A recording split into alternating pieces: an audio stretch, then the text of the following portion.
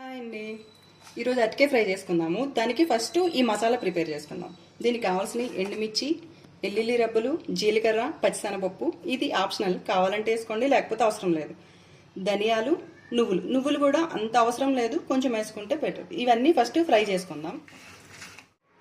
Masala fry చేసుకున్నాం కదా పౌడర్కి. ఇప్పుడు అరటికాయ ముక్కల్ని ఈ సైజులో ఇట్లా కట్ చేసుకుని వాటర్లో కొంచెం మజ్జిగ, పసుపు, సాల్ట్ వేసుకుని దాంట్లో ఈ ముక్కలు వేసుకుంటే నలుపు రాకుండా ఉంటాయి. అరటికాయ ముక్కలకి ఫ్రై చేసే ముందు స్ట్రెయిన్ చేసేసి దాంట్లో వేసేసుకోవచ్చు. ఓకేనా? స్టవ్ తెచ్చుకుందాం.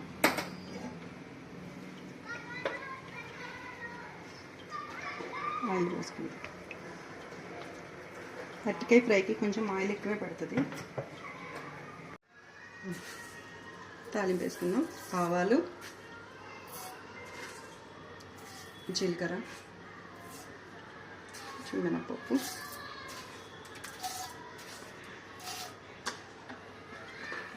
దీంట్లోని కరివేపాకు బదులు మెంతికూర వేస్తున్నాను. లేదా కరివేపాకు వేసుకోవాలి, కానీ కరివేపాకు లేదు మా ఇంట్లో. దాని ప్లేస్లో మెంతికూర అయినా పిల్లలకి కొంచెం లోపలికి వెళ్తారు కదా అన్నట్టు నేను మెంతికూర వేస్తున్నాను. దీన్ని బాగా ఫ్రై చేసుకున్నాను. మెంతికూర కూడా ఫ్రై చేసుకుంటే చేదైతే అసలు ఏం ఉండదు, అంత బాగుంటుంది. అసలు పైగా హెల్దీ కదా, కరివేపాకు లేనప్పుడు ఇట్లా కూడా వేసుకోవచ్చు. ఎందుకు అంత ఫ్రై చేస్తున్నావు? మెంతికూర కదా, మెంతికూర ఫ్రై చేస్తే చేదు ఉండదు. ఫ్రై చేయలేదనుకో, సరిగ్గా కరివేపాకులా వేసేసి మనం వేస్తామనుకో మెంతికూర చేదు వస్తుంది.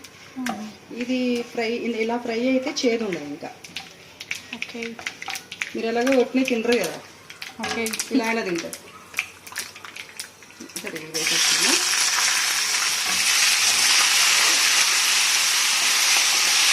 వేసుకుని కాసేపు ఫ్రై చేద్దాం. ఇట్లానే కొంచెం ఫ్రై అయ్యాక అప్పుడు సాల్ట్ వేసుకుందాం.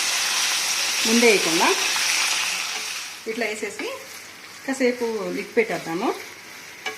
కొంచెం మగ్గాక అప్పుడు తీసి సాల్ట్, పసుపు, కారం అన్నీ వేసుకోవచ్చు. ఓకేనా? సరే, మళ్ళీ చూద్దాము మగ్గినాయో లేదో.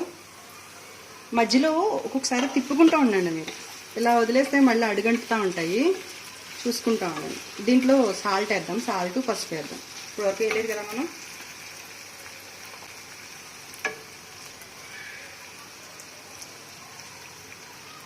సాల్ట్,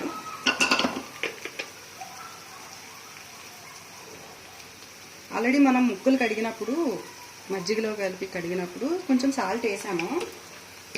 ఇప్పుడు కొంచెం వేసి మళ్ళీ ఒకసారి ఇట్లా తిప్పేసుకొని మూత పెట్టేసుకుందాం.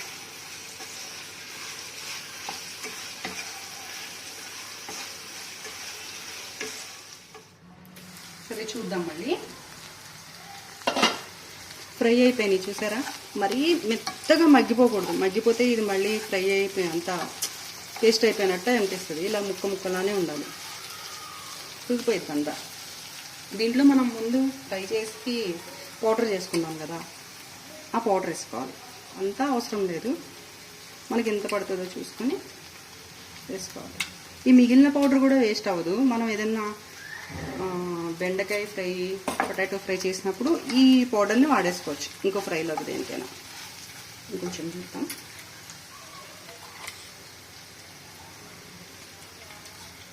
ఇది నెక్స్ట్ ఫ్రై చేసినప్పుడు వేరే దాంట్లో వేసుకోవచ్చు, బాగుంటుంది.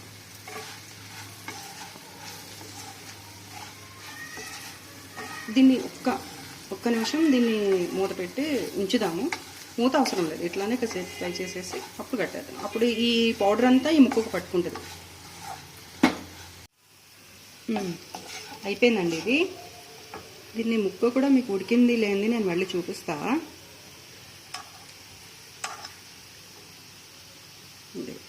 ఇంత మెత్తగా ఉడుకుతుంది చూసారా. అయిపోయింది. దీని టేస్ట్ చూసేసుకొని పెట్టేసి, ఇది రసంలో కానీ సాంబార్, పప్పుచారు దేనిలోకైనా బాగుంటుంది చాలా. ఇది పిల్లలు లాంటి వాళ్ళు కూడా చాలా ఈజీగా చేసేసుకోవచ్చు. ఈ ఫ్రై ఎవరికైనా వస్తుంది, వంట రాని వాళ్ళు కూడా చాలా ఈజీగా చేసుకునే రెసిపీ. మీరు కూడా ట్రై చేయండి. ఓకేనా?